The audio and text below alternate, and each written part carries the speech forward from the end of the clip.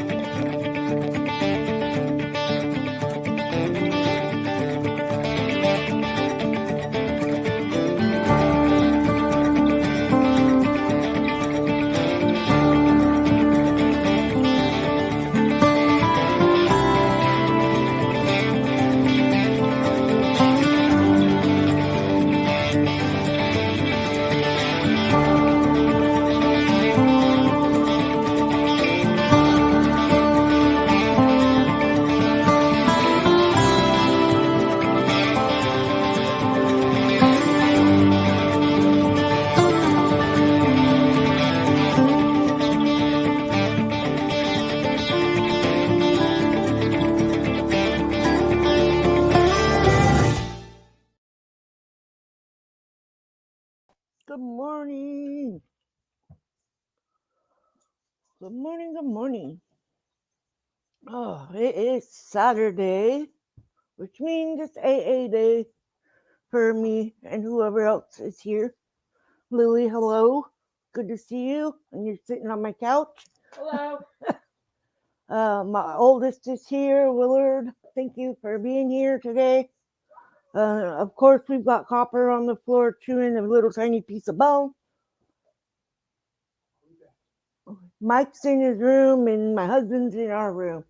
So, yes, the two that do the AA meetings is here present and together this morning. She's up here instead of in separate places, which is always nice. I like spending time with my sister, the only sister that I really get to spend time with. So,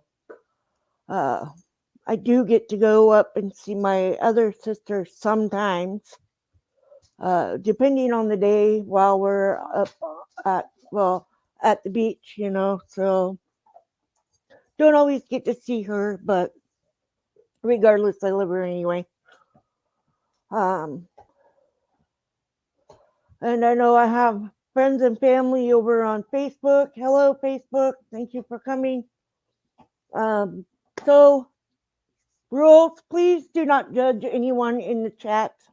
And please don't go to their channels and harass them, because some of the people that come in here on my Facebook and my YouTube are not the alcoholic. They are either here to support me or have some things, listening to things that has happened with other people and be able to help a friend or family member. So they are not always the alcoholic, and I don't want them to be feeling like they're not welcome here, because they aren't. Everyone is welcome here. I just hope that y'all can be respectful and mindful of each other and not be rude or judge each other. So with that, I'm Sandra. I'm an alcoholic, and we're going to say the serenity prayer. If you know it, go ahead and say it. If not, I'm going to say it anyway. God, grant me the serenity to accept the things I cannot change, the courage to change the things I can, and the wisdom to know the difference. And next, we go to the Steps and Traditions book. You can find your Steps and Traditions in the front of the book, in the contents. And then, of course, it's got stories in here too. Things that help us get through the steps and things that we need to do to make us better, for us and us to be a lot better being around people. Yes. What? Thought you waved at me. I turned on the little light, the little bright light, because I know y'all can't see me very good. There. Hopefully that works. All right, here we go. Step 1. We admitted we were powerless over alcohol, that our lives had become unmanageable. 2. came to believe that a power greater than ourselves could restore us to sanity. 3. Made a decision to turn our will and our lives over to the care of God as we understood Him. 4. Made a searching and fearless moral inventory of ourselves. 5. Admitted to God to another human being.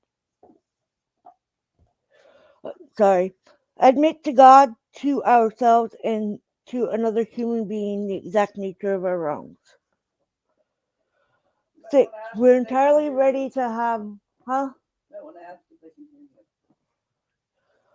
We're entirely ready to have God remove all these defective characters. Copper, can you go chew that somewhere else, please? Oh, they're both chewing. 7. Humbly ask Him to remove our shortcomings. 8. Made a list of all persons we had harmed and become willing to make amends to them all. Crazy dogs. 9. Made direct amends to such people wherever possible, except when to do so would injure them or others.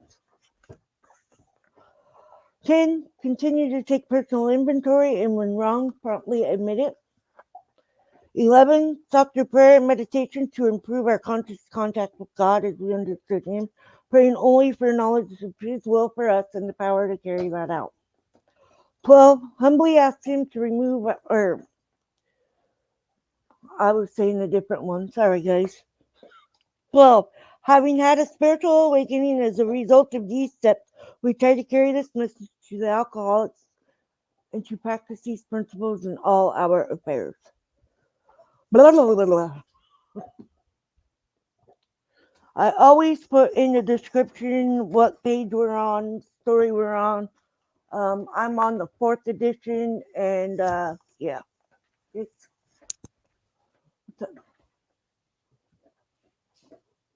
somebody's come to sit by me. You know I'm on Facebook, right? I don't care. Scoot on over here, sis. Hey, it's my sister.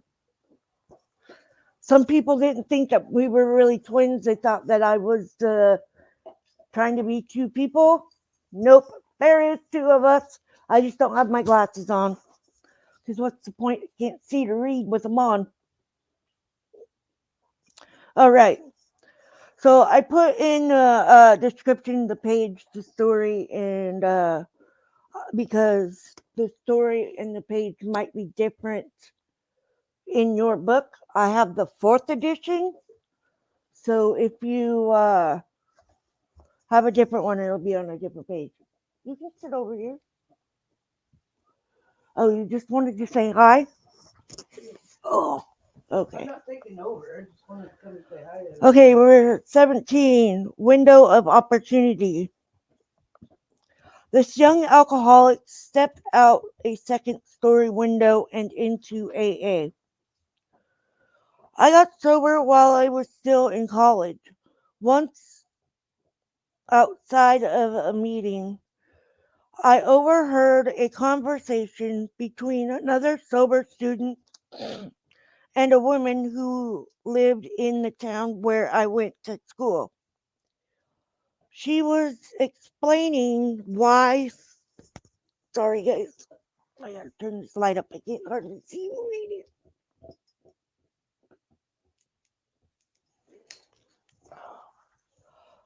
Couldn't hardly see. All right, where was I? Explaining why so many local residents dislike the students. She described the common perception of students as arrogant and self-centered and went on to tell the following story. I am a nurse and I work in the emergency room. 2 years ago, a student was brought in by ambulance in the middle of the night.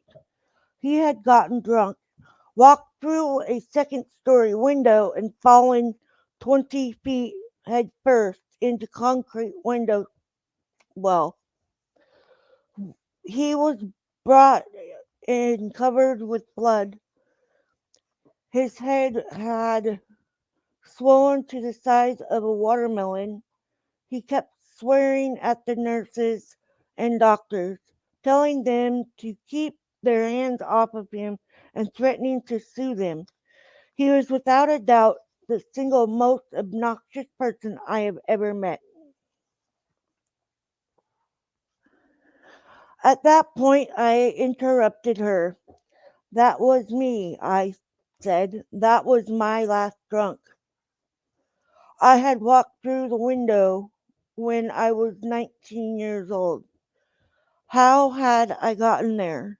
I had always been a good kid growing up, the kind of son other mothers loved. I was at the top of my class academically and had been in almost no trouble for the first 17 years of my life. I would like to say that was because of my well developed moral fiber. In fact, much of it was a result of fear. My earliest memories included threats by my parents to throw me out onto the street for the slightest act of disobedience. The thought of being forced to live on the streets is pretty terrifying for a 6-year old. Those threats, coupled with a fair amount of physical punishment, kept me frightened and obedient. As I grew older, however, I made a plan. I would be dutiful until I graduated from high school. Then I would escape to college, secure my economic, economic, whatever that word is, economic, there it is, future, and never go home again. Just after my 18th birthday, I left for college. I thought, finally free. I was in for a rude awakening. Like many alcoholics, I had spent much of my life feeling different, as though I just didn't quite fit in. I covered those feelings and my low self-esteem by being one of the smartest people in any group, if not the smartest. Additionally, I became a performer in crowds, always ready with a quick joke to point out the humor in the situation. With a quick Okay, I managed to bring a great deal of laughter into my life. I went to college filled with people who had also spent their entire lives at or near the top of their academic classes. Suddenly, I was no longer special. To make matters worse, many of them had what I only dreamed of: money. My family was strictly working class, struggling to get by on what my father earned. Money had always been a big issue, and I equated it with security, prestige, and worth. My father was found of slaying that the role purpose of life is to make money. I had classmates whose names were household words that contoned wealth.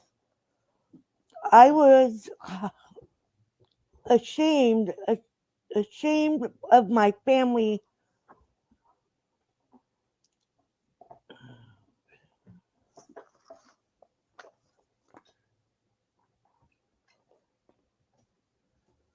I lost my thought.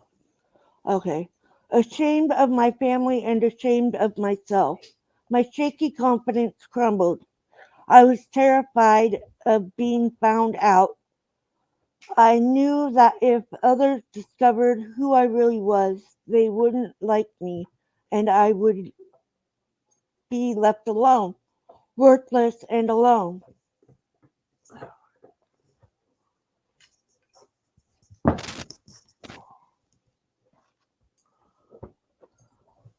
Then I discovered alcohol. I had tried it a few times in high school, but never enough to get drunk.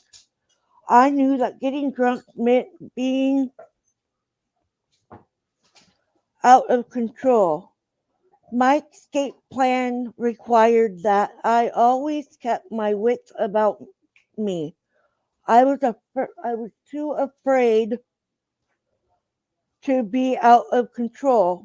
When I got to college, however, that fear left me. In order to fit in, I pretended at first that I had as extensive a drinking history as any of my classmates. It was not long before my history surpassed anyone's.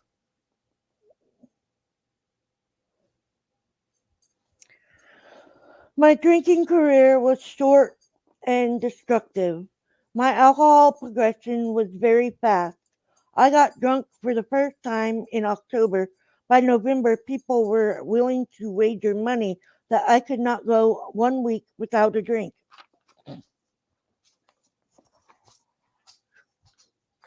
I won and I celebrated, drank myself sick. By January, I was a daily drinker,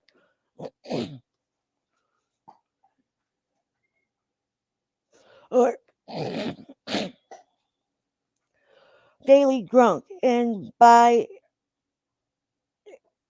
April, I a daily drug user as well. I didn't last too long. As I took as I look back on that period, I realized how true it is that one of the primary differences between alcohol and narcotics is that narcotics change their behavior to meet their goals, and alcoholics change their goals to meet their behavior. Oh, sorry, guys. My neck hurts.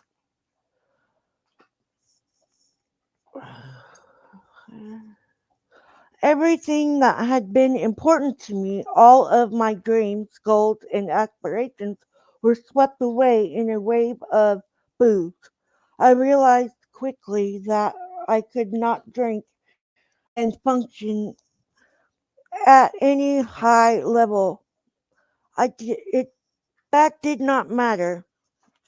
Whoa. Willing to give up anything so that I could keep drinking, I went from being a solid A student to nearly flunking out of school, from being appointed or anointed a class leader of being shunned and as a pariah. I almost never went to class and did little of the required reading. I never attended any of the many cultural events sponsored by the college. I forsook everything that made college worthwhile in favor of drinking. Occasionally, some sliver of pride would work its way through the chaos, resentment, and fear and cause me to look at my life, but the shame was too great, and I would drive it back down with bottles of vodka and cases of beer. Because my college was fairly small, it did not take long for me to come to the attention of the college deans. It was under their watchful eyes that I first agreed to enter counseling. While the administration saw this as an opportunity to help a troubled student, I saw it as a bargain. I need to get a drink of my soda.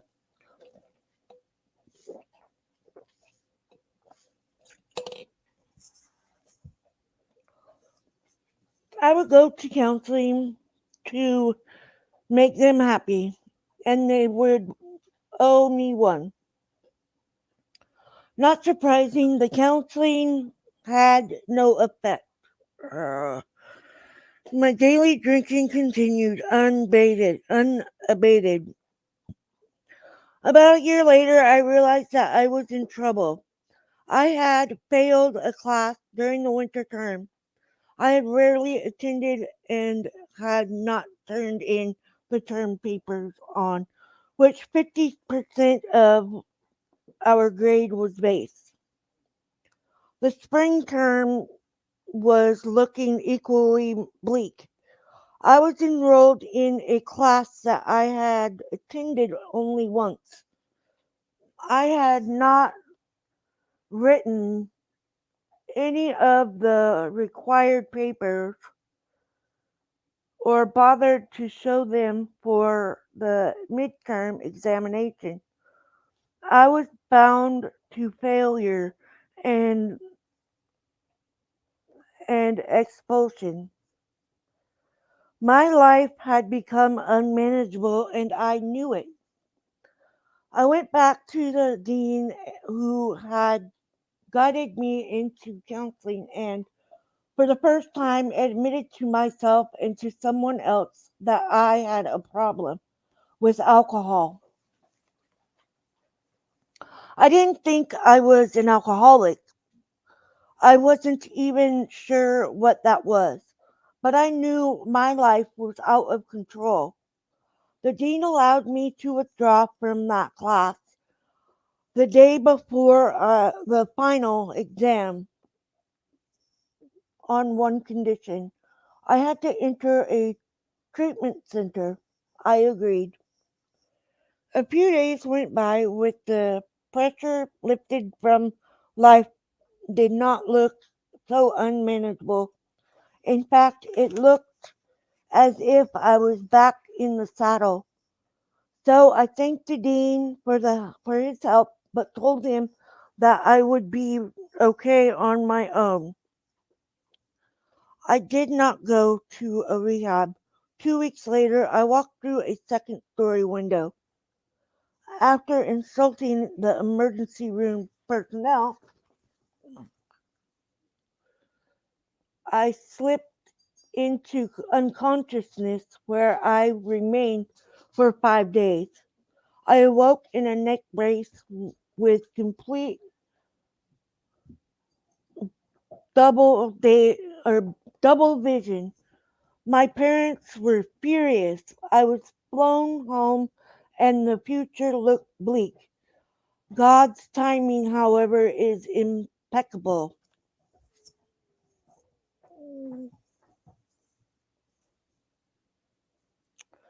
My college had a long history of drinkers, including Dr. Bob.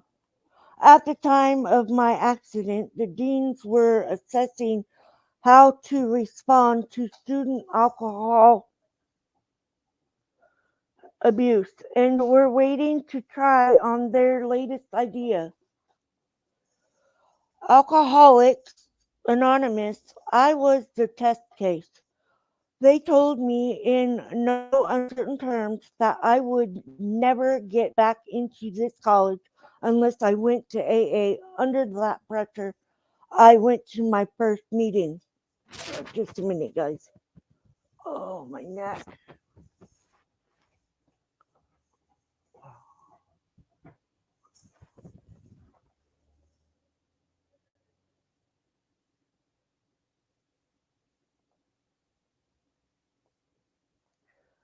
Looking back, that may have been the first healthy decision I ever made with respect to alcohol. One definition of a bottom is the point when the last thing you lost or the next thing you are about to lose is more important to you than booze. That point is different for everyone. And some of us die before we get there. For me, though, it was clear I was willing to do anything to get back into school. I went to my first AA meeting with absolute no idea what AA was about. I am from a large Irish Catholic family and have had several relatives in and out of the program. AA, like prison, was shameful, however, and was never discussed.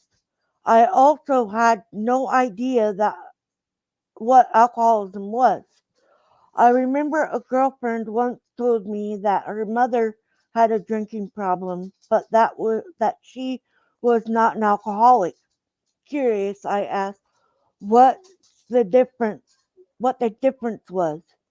An alcoholic, she told me, is someone who needs to drink alcohol every day, even if it's even if it is only one drink. A person with a drinking problem does not have to drink every day, but once she starts, she cannot stop. Hopper, get out of the window right now. We have a couch up against the window, and he likes to get up there and bark at everybody. Crazy dog.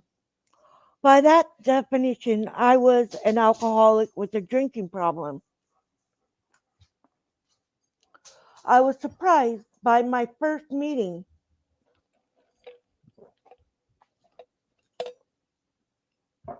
It was in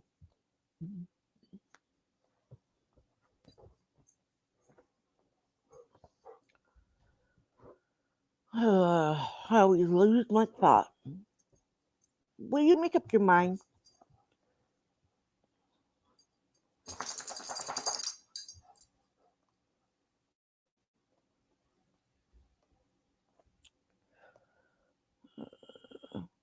A person with a drinking problem does not have to drink every day, but once she starts, she cannot stop. By that definition, I was an alcoholic with a drinking problem. I was surprised by my first meeting. It was in a church, and whatever I had expected, it was not this. The room was filled with well dressed, smiling, happy people. No rancid coats or 3-day beards, no bloodshot eyes, wheezing coughs, or shaky hands, but laughter. Someone was talking about God. I was sure I was in the wrong place. Then a woman introduced herself and said that she was an alcoholic. I knew then I was in AA. She spoke about feelings of insecurity replaced by confidence, fear replaced by faith, resentment replaced by love, and despair replaced by joy. I knew those feelings. I had insecurity, fear, resentment, and despair. I could not believe it. Here was a person who was happy. It seemed like a long time since I had seen one of those. After the meeting, people welcomed me with open arms and gave me their telephone numbers. The discussion meeting was followed by a speaker meeting where I had my first awakening in AA. The speaker said, "If you're an apple, you can be the best apple you can be. But you can never be an orange." I was an apple, all right, and for the first time I understood that I had spent my life trying to be an orange. I looked around at a room filled with apples, and if I was understanding the speaker, most of them were no longer trying to be oranges.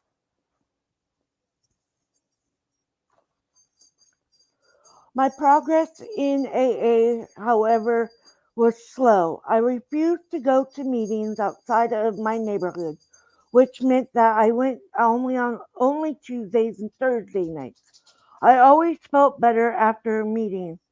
I remembered times when something upsetting would happen on a Friday, and I would tell myself, I wish it were Tuesday so I could go to the meeting.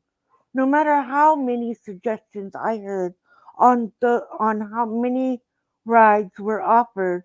However, I simply would not go to meetings on those other nights.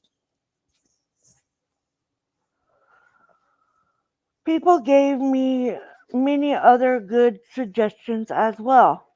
They suggested that I stay out of relationships. I was young and single, and I rejected this idea out of hand. For that first year, I bounced from one sick relationship to another. They suggested that I get a sponsor. I had no idea what a sponsor was and was too proud to ask. But I was sure I didn't need one. Than the rest of these people. They might need someone to tell them how to run their lives, but double vision needs neck brace and all. I was doing just fine on my own.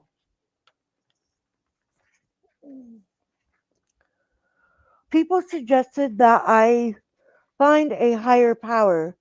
I was not fooled. I knew what they said higher power meant, or I knew what I knew when they said higher power, they meant God.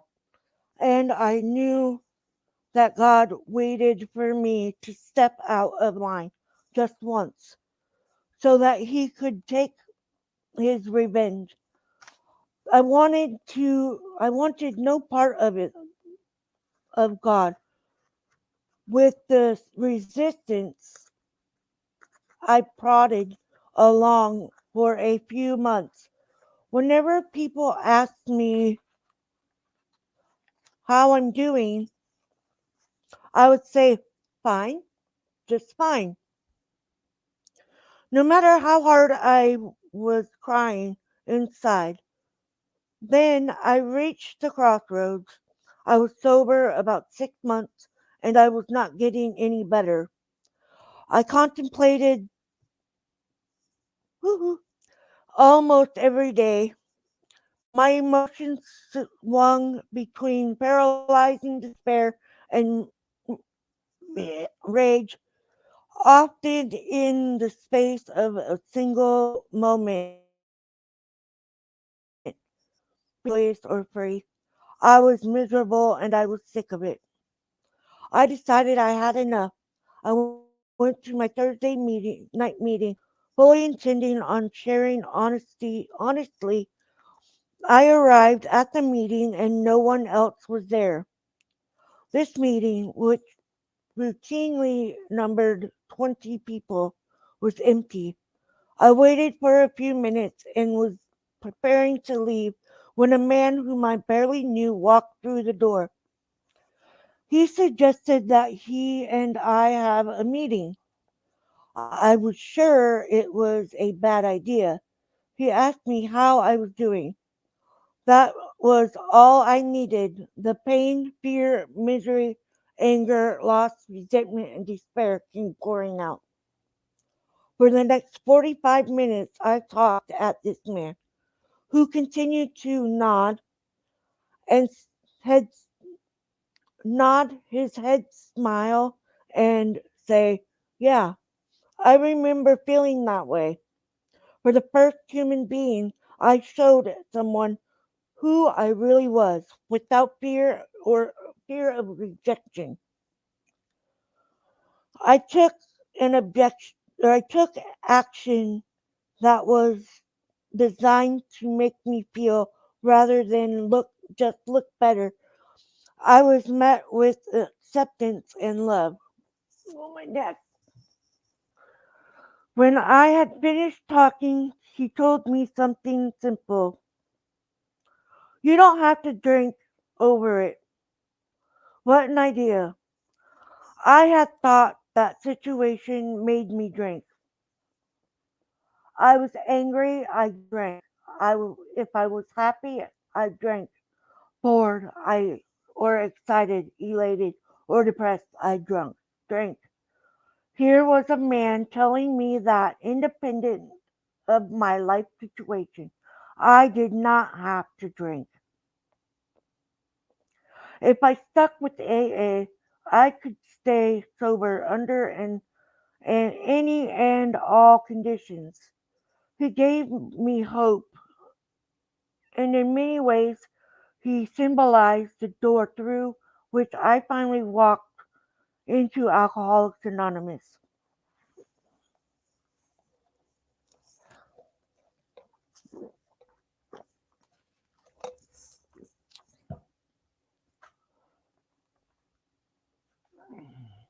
I began to change, I began to change. I began to pray. I had become actively involved in working the steps. I had previously dismissed them as the tools of mental inferno. Now I embrace them as the rungs on the ladder to salvation. I began working with a sponsor and became active in my home group. I did not understand how making coffee or cleaning up after meetings could have anything to do with staying sober. But older members told me that service would help keep or would keep me sober. So I tried it. It worked. My life began to change just before my first anniversary or birthday. We call it birthday. My life began to change just before my first anniversary. I was readmitted to my college. I arrived back on campus terrified. All I had known there was drinking. How was I ever going to stay sober under these conditions? Their answers were simple. I threw myself into AA. Some very loving people took me under their wings. I had the opportunity to perform a fair amount of 12 step work with other students. And by the time I graduated, there was a thriving AA community at that school. After graduation, I attended law school. I arrived to find an AA that was very different from that to which I had grown accustomed. I was sure I would get drunk because those people weren't doing it right. Many sponsor back at college, or my sponsor back at college, aware of my pro, pro, pro, propensity for finding faith or fault, assumed, er, assured me that if my new friend were not doing it right, it was my obligation to show them how. So I did. Driven by fear and conceit, I set out to remake AA in my image. I am certain that if membership had depended upon being liked, I would have been expelled. After some time, I called my sponsor to report my progress. He stopped me short with a simple question. These people who aren't doing it right, are they staying sober? I admitted that, despite their feelings, they were staying sober. Good, he said. You have told them what AA is. Now it's time for you to listen to figure out how they are staying sober. I followed that suggestion and began to listen. Slowly but surely, some wisdom and humility began to creep in. I became more teachable. I found God working all around me, where previously I was sure I had been alone. When I opened my eyes enough to see the miracle, I found that I was right in front of my, or it was right in front of my face. I was growing in God's love. I was fortunate to have an opportunity to spend time abroad during law school. That was something I had dreamed of doing while drinking. But when push came to shove, I drank. Now sober, I had been in meetings in probably a dozen countries and have always been amazed at the message that transcends all lit- litigations and cultural differences. There is a solution. Together we can live soberly, joyously, and freely. Hello, James. Thank you for coming. My life has been one of great joy. I am 33 years old, and God willing, in 1 month I will celebrate my 14th sober AA anniversary. I am surrounded by loving friends on whom I depend and depend me.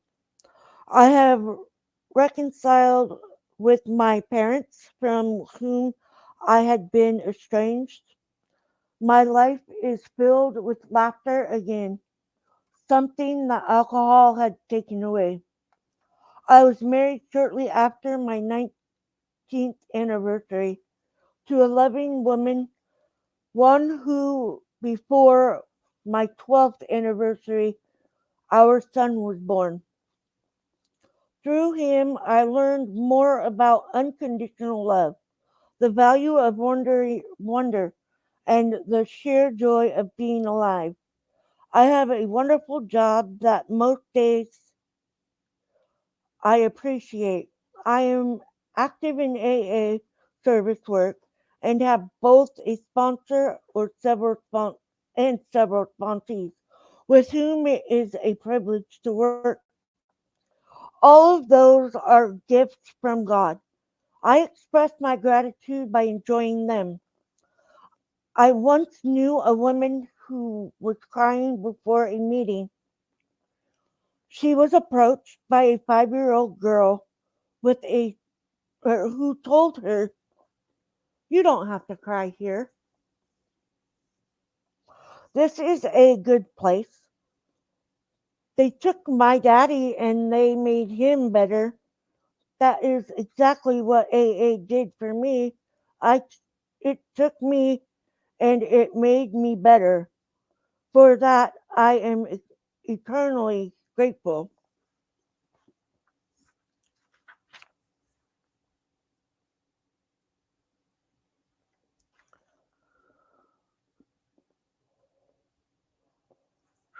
Um so this one, a lot of us suffer from the fear and the anger and the hurt and all of those things. And we do have to stop and realize that, we do have a problem and we can only fix it ourselves, um, by going to meetings and doing service work. This for me is my service work. I don't go to meetings as often as I used to, but I do these meetings twice a week, and I really enjoy being able to have my voice that I didn't have before I found AA, because I was that drunk that just didn't want to talk about my true issues. I would drink it away, and I didn't stop. It was from the time my eyeballs opened and till the time that I passed out, and that was every time I passed out. I woke up with a drink. I went to bed with a drink. I would hide my alcohol. I would do all of those things. And when I found AA, I had quit drinking before I found AA. And when I did finally go to AA, because a friend of mine suggested it, I went, I didn't attend every meeting, but I did. The first meeting I went to, I did, however, um, I found my sponsor after that first meeting because they gave me that list of numbers to call. And I called them. I called them, and the third one answered her phone, and she has been my sponsor ever since. And then I got my first job, and I got another sponsor. And she's a wonderful elderly lady, and I love her to pieces. I haven't heard from her a while, so I need to get a hold of her. Um, and then when I found AA, it brought me different feelings, and it made me realize that because I had already gone out. I went sober for a year without AA and no help, no outside help for any of it, and I went back out drinking. And so after that, that's when I found AA. Um, uh, Without AA, I probably would not be who I am today. I would not be my true, authentic self and being able to do this service work um, using my voice. I didn't have a voice before, and I'm using it for a great purpose. I don't know who all I'm helping by doing these, but I know I am, and I will continue to do these no matter how many times I read the book, or how many times I read out of the the daily reflections. It's things that I'm very passionate about and things that mean a lot to me. So probably after we read the big book, I'm gonna get into the app and see if I can um, share readings from there. But that is another way you can stay focused. Also, is get a daily reflections app on your phone, tablet, or computer. Um, I have it on mine on my phone, and I read them here.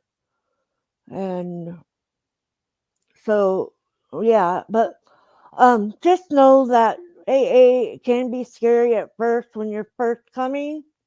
Um, it was for me because I didn't know anyone, and or I thought I didn't know anyone. I knew a couple of people there, but but AA, I give it to AA for my sobriety and my hard work on my steps every single day. Um, I don't care who knows I'm a recovering alcoholic because that's the true fact about me. I am a recovering alcoholic and I will be a recovering alcoholic for the rest of my life. Some people don't do that, they don't believe that, but that's what I have planned. Staying sober is what I got. And, you know, I didn't like the old me while I was drinking. I was mean, I was rude, because I was covering up that fear of, you know, other things.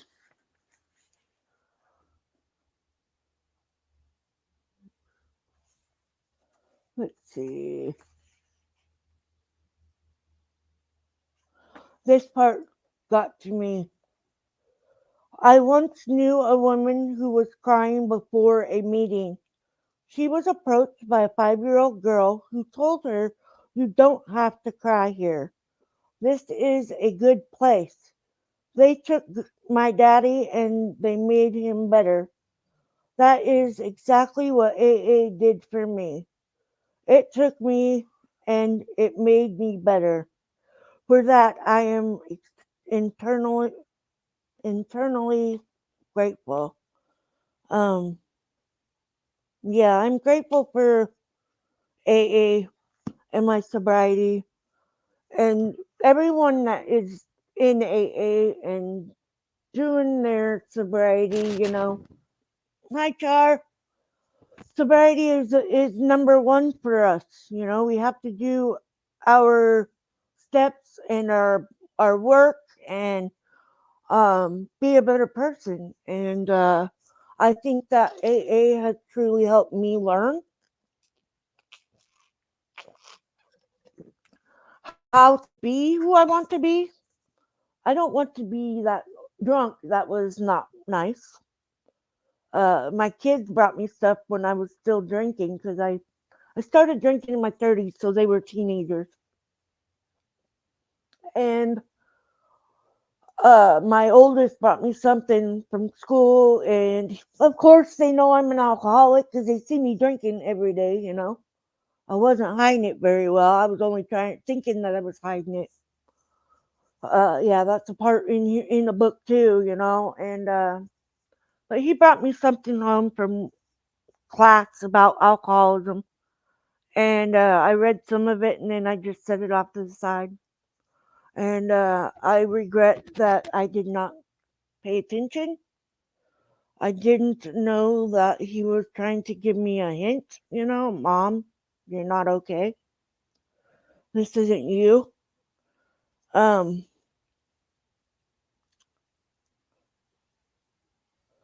I'm just glad that my family and my friends have forgiven me for the things that I have said and that I have done in my life to be mean to them, because that's what alcohol does. Is it's not good, and it makes you a bad person, kind of.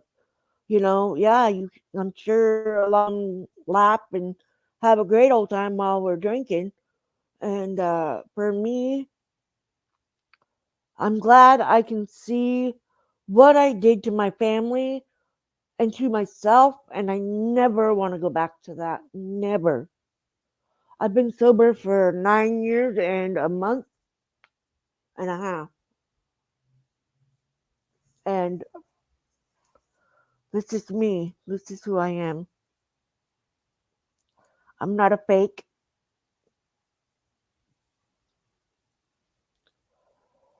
But anyways, I'm gonna say the Serenity Prayer for Facebook, and then I will read the daily reflections for YouTube, and I will also upload it to, or I will post it on my wall on Facebook. So thank you all for being here. I hope you have a wonderful weekend and a happy New Year. I will be sober and ringing the New Year, probably sleeping. But I hope you all have a safe and fun New Year, and please stay sober. And if you decide you're going to drink, please don't drive. Um, that is a scary thing. You don't want to take your life or your family's life or somebody else's. So please don't drink and drive. But have a great and wonderful New Year.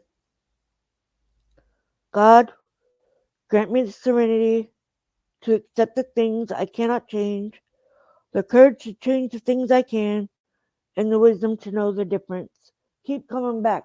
It works if you work it. Love you, Facebook.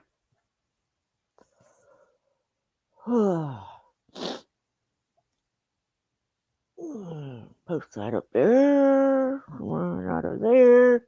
From up here. Go here. Okay. It is December 30th. Anonymity. I appreciate you, Char. I still gotta watch your video. I have it there on my notifications from the other day, but I'll watch it. Anonymity is the spiritual foundation of all our traditions, ever reminding us to place principles before personalities. Alcoholics Anonymous, page 562. Tradition 12 became important early in my sobriety, and along with the 12 steps, it continues to be a must in my recovery. I became aware after I joined the fellowship that I had personality problems. So when I first heard it, the tradition's message was very clear. There exists an immediate way for me to face with others my alcoholism and attendant anger, defensiveness, offensiveness. I saw tradition 12 as being a great ego deflator. It relieved my anger and gave me a chance to utilize the principles of the program. All the steps in this particular tradition have guided me over decades of continuous sobriety. I am grateful to those who were here when I needed them.